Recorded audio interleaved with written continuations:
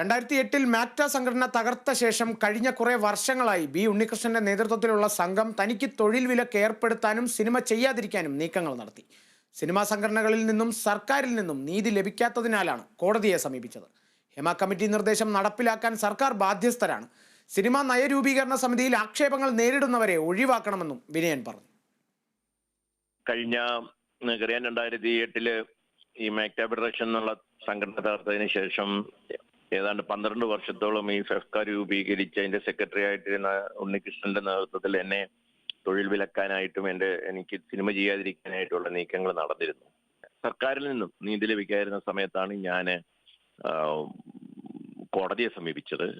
Supreme കോടതിയിൽ justice Nariman അധ്യക്ഷനായ 3-അംഗ bench competition കമ്മീഷന്റെ ശിക്ഷ ശരിവെക്കുകയും ഇവര് ഫൈനടയ്ക്കുകയും ചെയ്തതോടെ ഇവർ കുറ്റവാളികളായി. നമ്മൾ പറഞ്ഞിരുന്നു, ഇവിടെ തിലകൻ ചേട്ടൻ ഉൾപ്പെടെ ഞങ്ങൾ പലരും പറഞ്ഞിരുന്നു, ഒരു മാഫിയ ഗ്രൂപ്പിനെ കണക്ക് ഇവിടെ പെരുമാറുന്നുണ്ട് പലരും എന്ന് പറഞ്ഞിരുന്നു.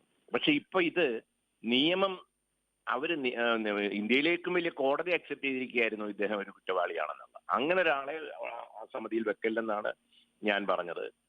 മുഖ്യമന്ത്രി എന്ത് ചെയ്യുന്നു എന്ന അദ്ദേഹത്തിന്റെ ഒരു തീരുമാനം അനുസരിച്ചായിരിക്കും ഞാൻ അടുത്ത എന്താ ചെയ്യുക, നീങ്ങുക എന്നുള്ളത്